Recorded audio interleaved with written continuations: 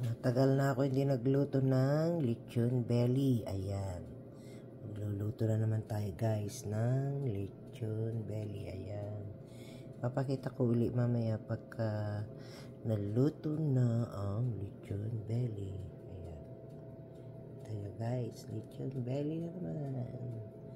Ayan. Tanyo.